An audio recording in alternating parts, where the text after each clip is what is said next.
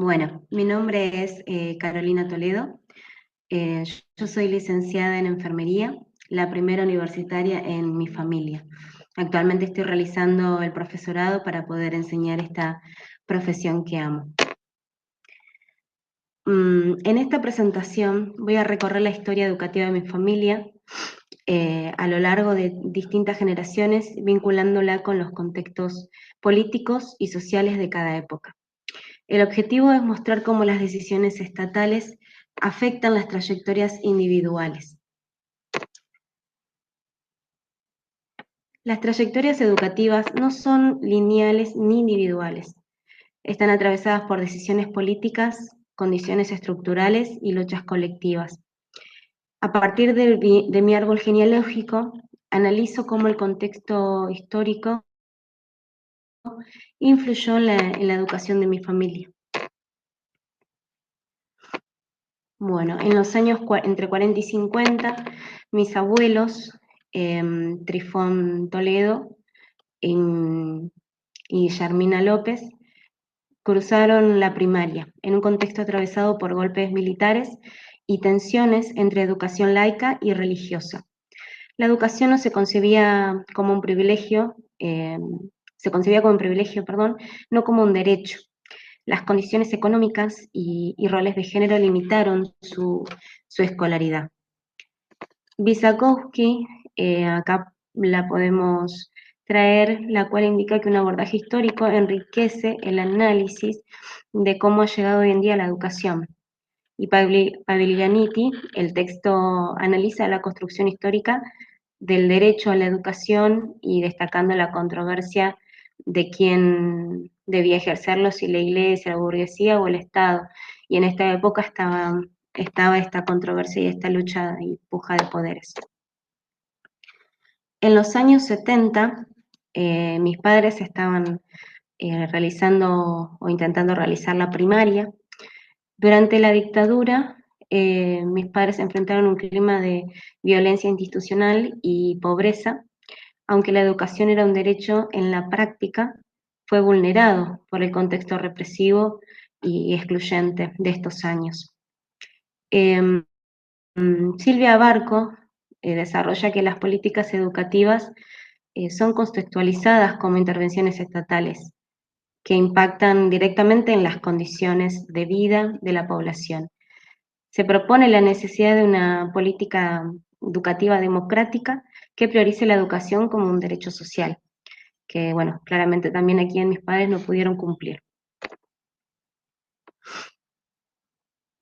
Bueno, la política en los 90, eh, estaban estudiando mis primas la secundaria y las políticas neoliberales de los 90 impactaron fuertemente en la educación, la descentralización y mercantilización profundizaron desigualdades. Mis primas abandonaron el secundario por discriminación, en no poder acceder o ir de manera eh, no con todos, digamos, los lujos que en ese momento se manejaban por las élites, y falta, obviamente, de recursos. Como Silvia Barco y Hitch desarrollan, se debe considerar la educación como un derecho social, al Estado como principal agente educativo, y así se lograría una educación más democrática y justa. También estos autores critican la mercantilización de la educación, que esto es un bien de consumo personal y tendría que ser un bien de consumo socialmente compartido, un valor socialmente compartido.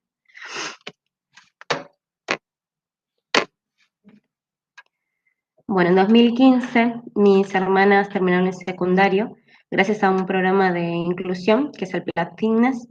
Sin embargo, la continuidad en la educación superior se vio limitada, no pudieron acceder a la universidad por barreras económicas persistentes, valor del transporte, materiales y demás, y bueno, en este caso tuvieron que iniciar eh, a trabajar antes de, no pudieron acceder, digamos, a poder estudiar de forma tranquila.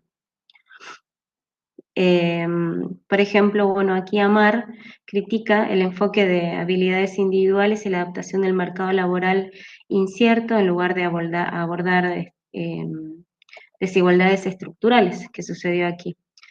Eh, Así que bueno, eso. Como mi experiencia, en 2022 yo finalicé mis estudios universitarios, conciliando bueno, el trabajo, la maternidad y el estudio. La pandemia visibilizó aún más las desigualdades. Aún así, las universidades públicas, aunque limitadas en recursos, pudieron permitir avanzar gracias a la bimodalidad y el compromiso docente. Como bien acá podemos citar a Clay, la educación es reconocida como un derecho humano fundamental, abarcando todas las etapas de vida, incluida la educación superior, que es bueno lo que me pasó a mí, que pude utilizar ese derecho humano que se me concedió a través de la historia.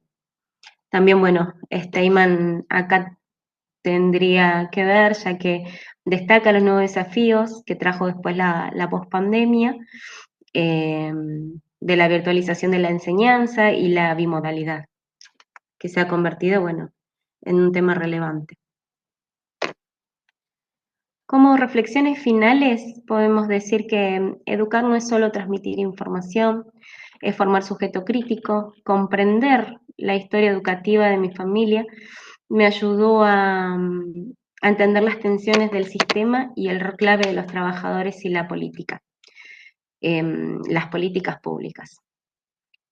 Como dice Edelstein, la formación docente debe incluir la reflexión crítica sobre las propias prácticas, que es lo que estamos haciendo ahora, y en su enseñanza debe saber que educar no es solo transmitir información, sino formar sujetos críticos. Y bueno, lo que es Ivanier también en el 2004 en su desarrollo, los estatutos docentes reflejan la lucha histórica de los trabajadores de la educación por sus derechos, mostrando cómo han evolucionado a lo largo del tiempo.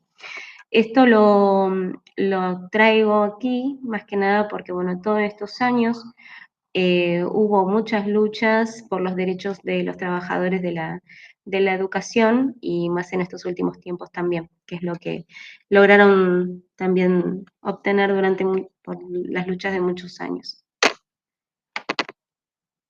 Este recorrido muestra que nuestra trayectoria educativa está profundamente marcada por decisiones políticas. Honrar las luchas del pasado es también defender el derecho a la educación pública, que sea inclusiva y transformadora. Así que sigamos en esto y generemos una transformación y el cambio que buscamos.